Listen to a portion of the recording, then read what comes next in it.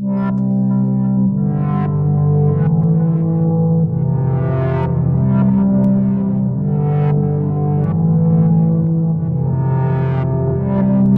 Rayan, thank you so much for inviting me to this International Dark Sky Week.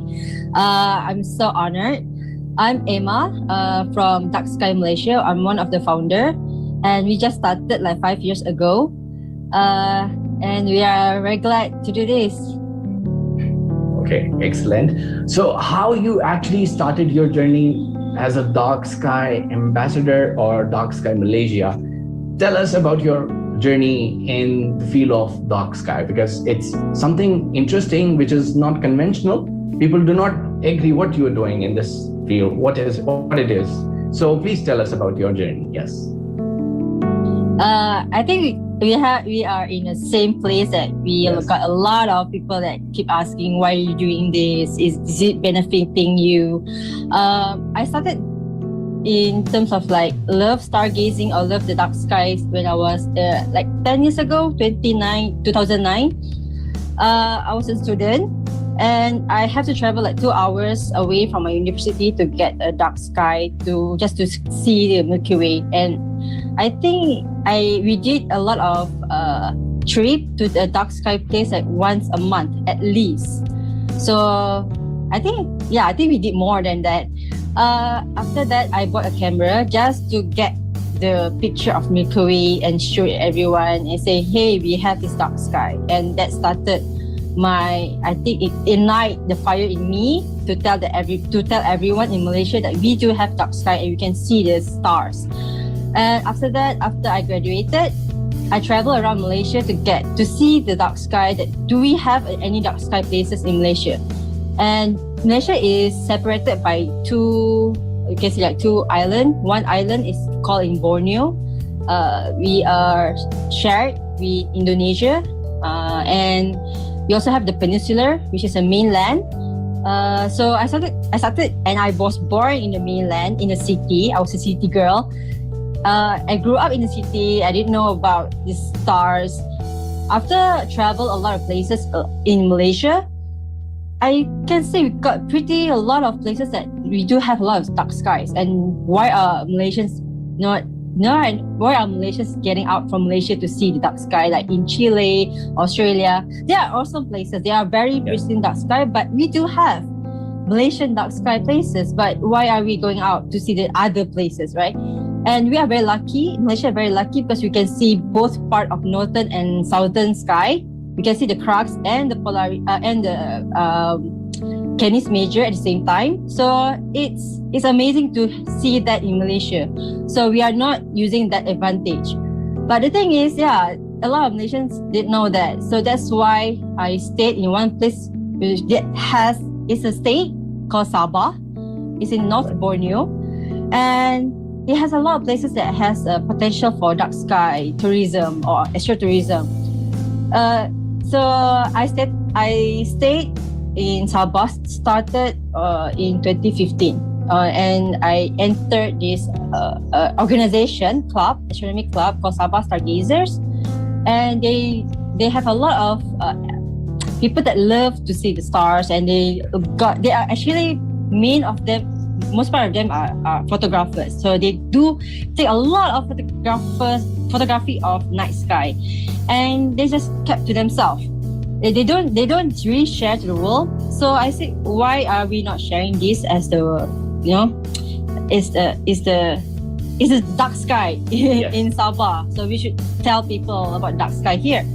So, and I gathered a lot of people in Sabah to capture a lot of pictures in Sabah, and we use that as a medium to spread the awareness of dark sky, not the light pollution.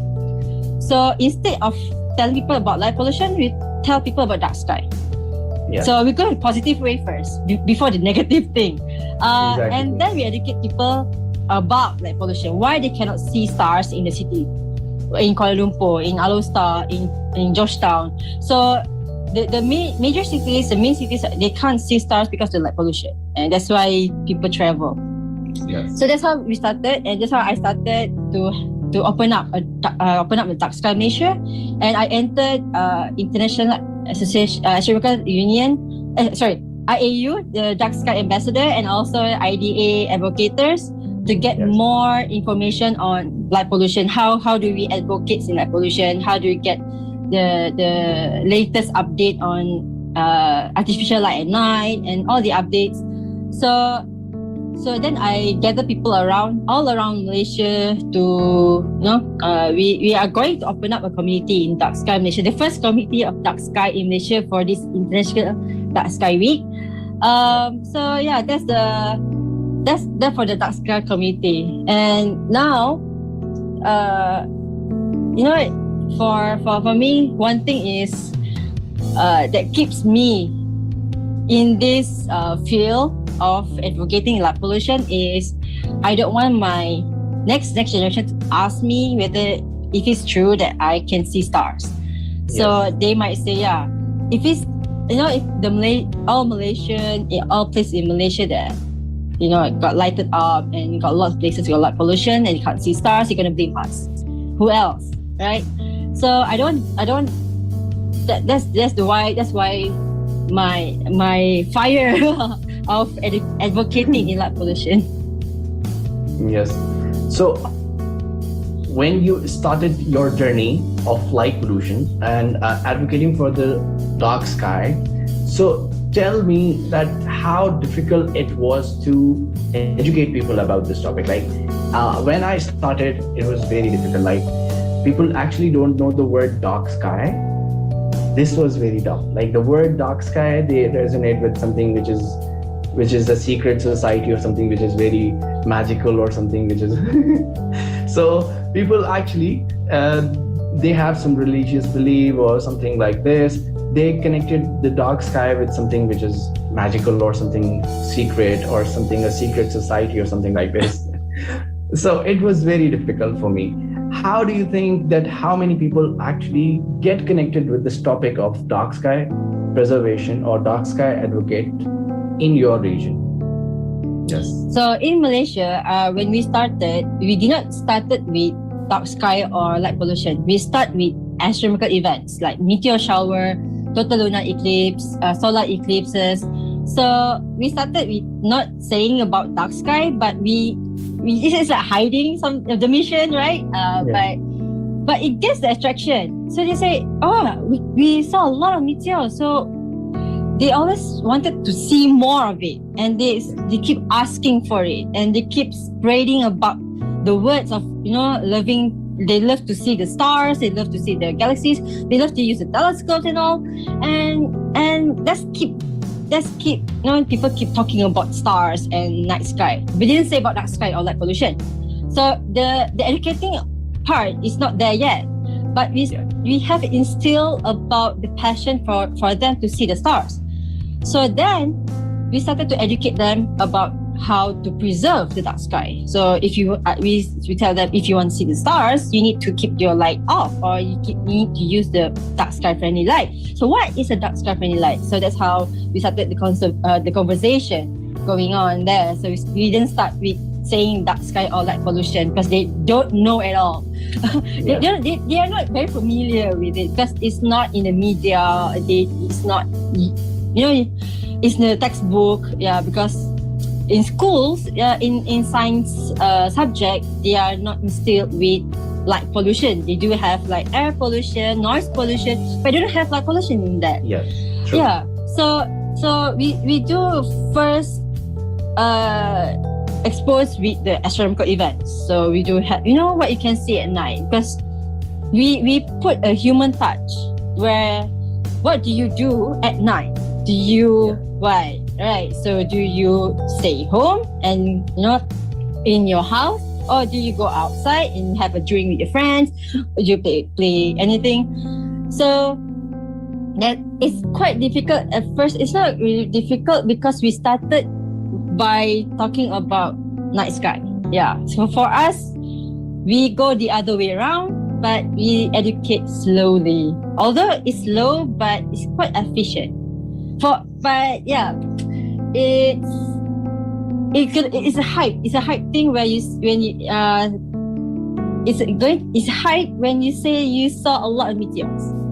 So when most of groups say, oh, I saw a lot of meteors last year. What we did last year, 2020, for Germany's meteor shower, we did an event. Although we have this because of this pandemic, so people can't go out can't really go out, so they can't go to any dark sky places.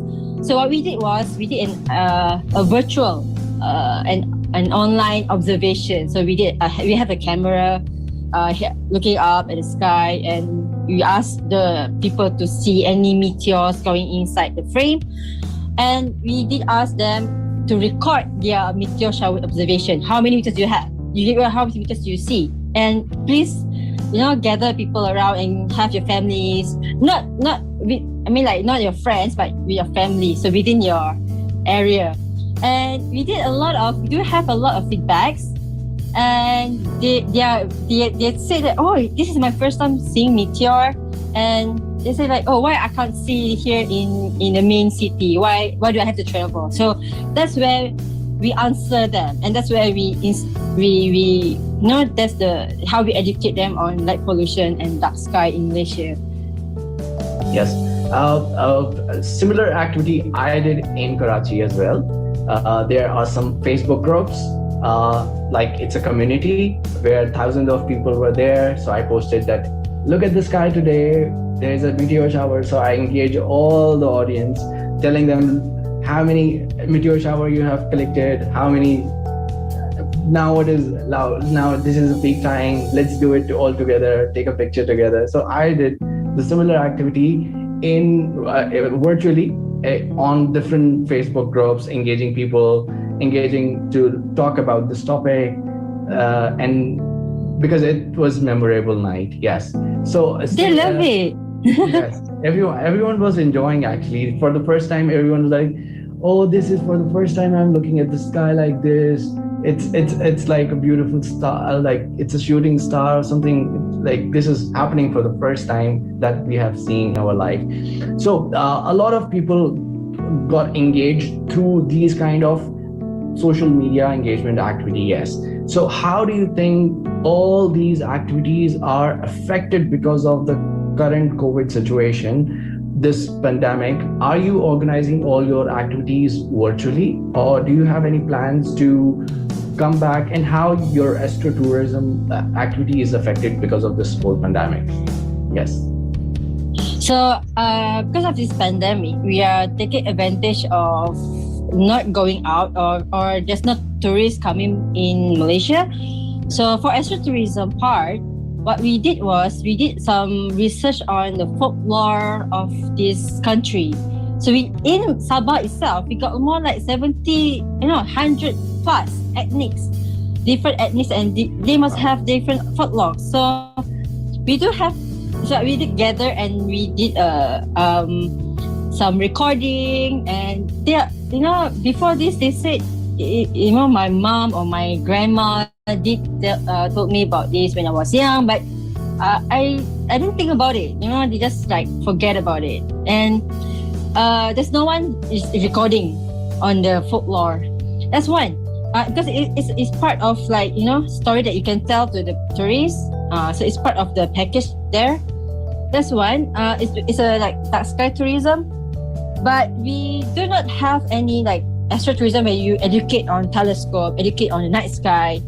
So what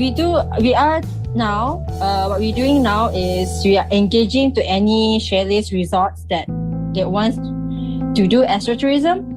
So I think for this for this pandemic time, we did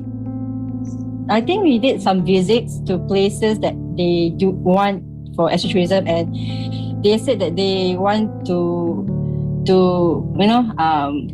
add on their package of astrotourism. So we think, and they want to be under Dark Sky Malaysia, so that the lights to be guided and shielded. They say, we are committed to do this astrotourism, and we want to use a dark sky friendly light.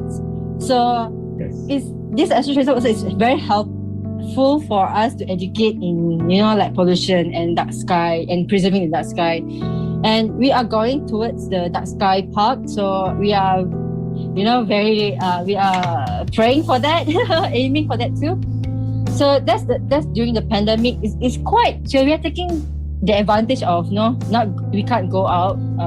We have some boundaries that we cannot cross. Like we can't go to other states without any work permit. So so while doing this online is quite easy, but some places that doesn't have internet, we do need to go there. And we did a lot of like sky quality assessment in their places, and we do a lot of like give out like we do have a lot of like places like they want to use the dark sky friendly light. But the thing is, in Malaysia we do not have any dark sky, and we don't have any lighting engineers that we can talk to. I think I haven't contact anyone in that field yet, because I did ask, do Malaysia have any like lighting engineers? I don't think we do, so we are quite stuck there. That's one in part of AstroTourism. Oh yeah, and we also getting more. Dark Sky Malaysia is giving out certificates to any resorts or chalets that is using dark sky friendly. So it's like anyone who wants to go for stargazing or who wants to learn about the folklore, they can go to this place, and they are well aware about who wants to do stargazing and all. So they don't have like spotlight bumping here there.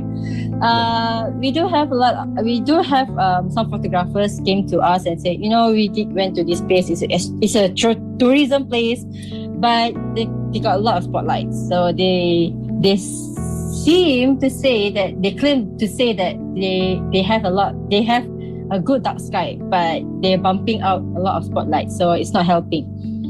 So that's one of it. In terms of AstroTourism, we are progressing, but because of no tourists, so we do not have. We are still progressing on the AstroTourism products. And in terms of other events, like astronomical events, we did a lot of virtual, online, Facebook and YouTube. We did last year. We did two end of the year. One is for Gemini's meteor shower, and we did for the Saturn and Jupiter conjunction. Yes. Yeah. So because of people can't go anywhere, and they want to see the sky in Malaysia. Right. Because they want to see the sky in Malaysia. What we get the feedback from the live, they say, is this from Malaysia? Yeah, this is from Malaysia. I said, what? We can see this in Malaysia? So they are so excited to see it's Malaysian sky. So they don't want to see anywhere somewhere else. Yes. So it's quite. So it's a quite. For us, it's eye opening. Say we need to do this a lot more, and what we did is like pilot activities, pilot events. So we have like what we did for conjunction is we have a telescope here in Sabah, and we also have a few telescopes in Peninsular. So they do have events there with their community, and we do have events on our side. So we connected ourselves, the stargazers in Malaysia. We connect ourselves, and we share our experience, and we talk on that, and people, the viewers from Malaysian, so they engage, in our conversation. They keep commenting. They say, and what we did for the conjunction, we do ask for them to take picture of the conjunction. Say they use their phone, their smartphones, and some use the DSLR. So it's quite happening if we do it online, because you got more engagement. But we do miss stargazing, physically gathering around, to see people's face in amusement, and that's one thing that we miss. Because you can't see people's face, Exactly.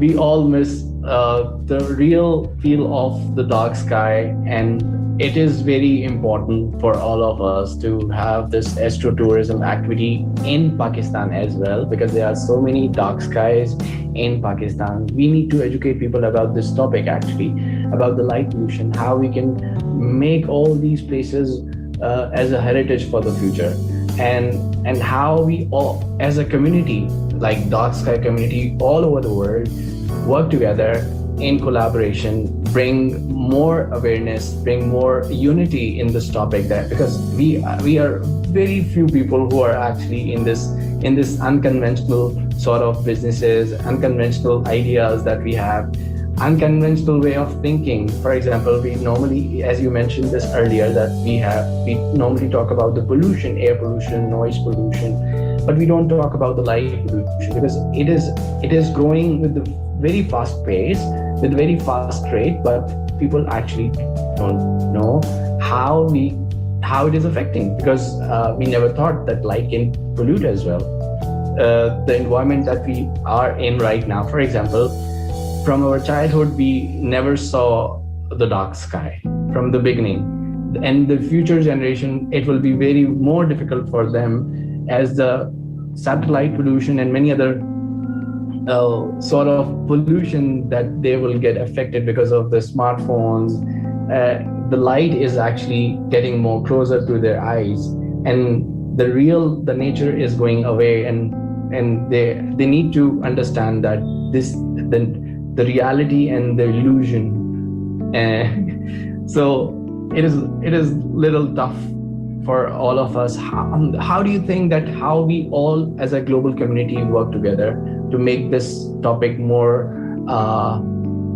approachable, or make it more understandable to the general public?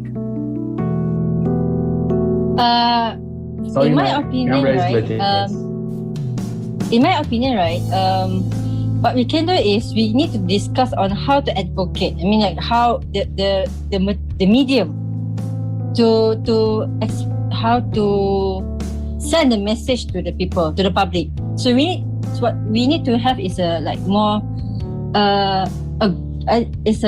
we have IDA already, and IDA is doing a great job in relaying the message, and we need to use as a like me in as a Dark Sky Malaysia, I need to use that medium, I need to use that knowledge, and I need to relay to the Malaysians. So we are the community, all the community of dark sky all around the world. What we need to do is we need to put the message to our country in our country's way. We cannot put them as a universal. There's no universal message. No, because they have their, like Malaysians, they love, like I said, like, they love to see pictures.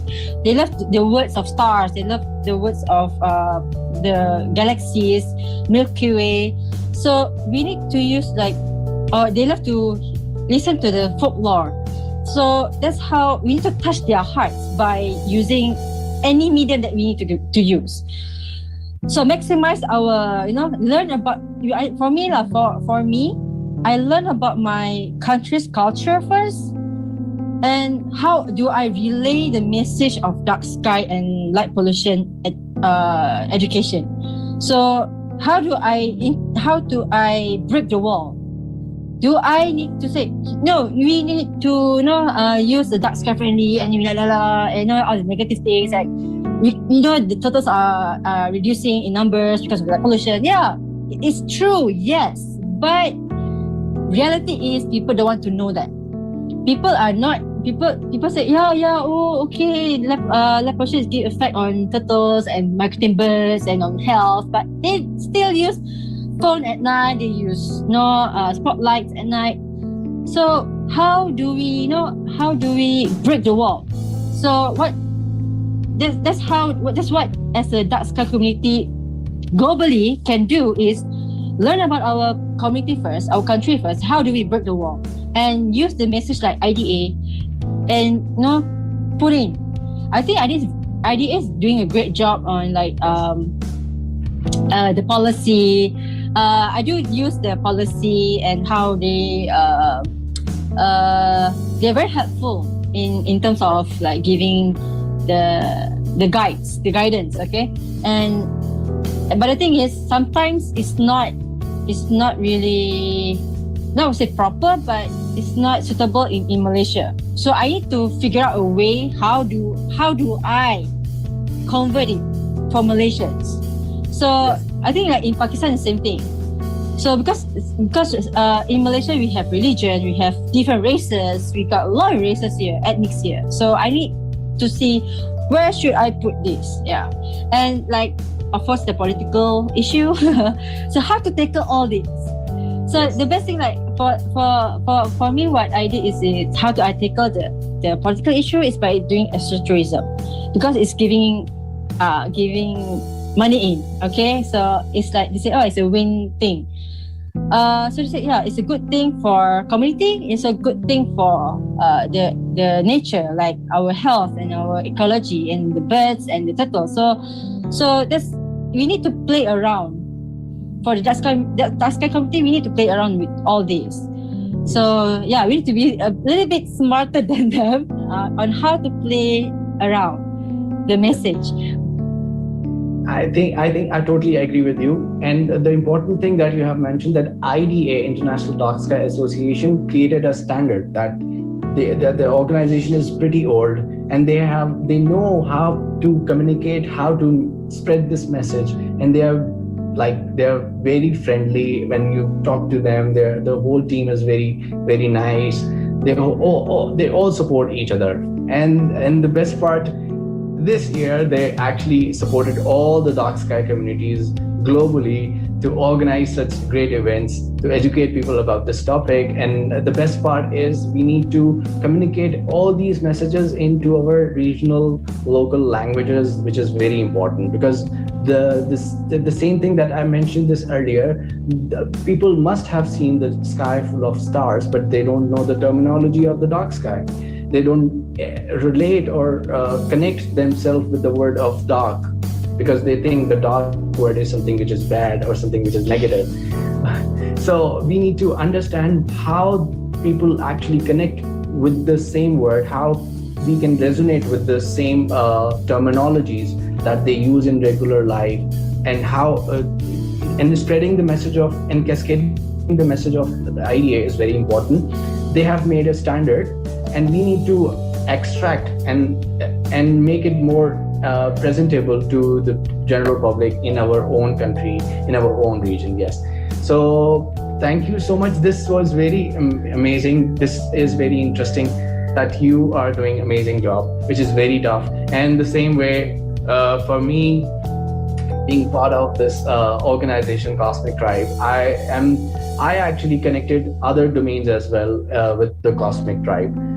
The dark sky was a message that we need to aware people about this, but I connected other domains as well, like STEM educational training related to astronomy and space science was actually the real mission. Like, what is your end goal? Like, how you gonna grow your country? How you gonna prosper your country? How you gonna make your country more presentable on international platforms? So this is the real goal that I made a Cosmic Tribe, like a big tribe of people who actually love the stars and the skies. So thank you so much for joining the Cosmic Tribe and be a part of this International Dark Sky Week event. Thank you so much. If you have any message, please feel free to share, and you can also share your email address and your website address as well, so people can visit on your website. Thank you so much, Rayan, for having us. Dark Sky Malaysia. We are very honored to be part of Cosmic Tribe.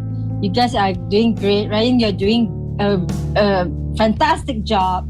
And if you guys want to connect with us, you can email us to darkskymalaysia@gmail.com or go to our website, darkskymalaysia.com. Right. Thank you so much.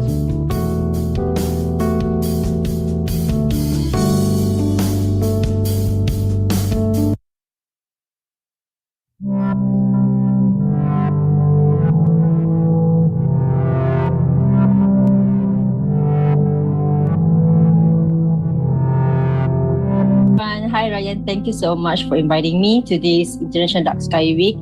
I'm so honored. I'm Emma from Dark Sky Malaysia. I'm one of the founder, and we just started like 5 years ago.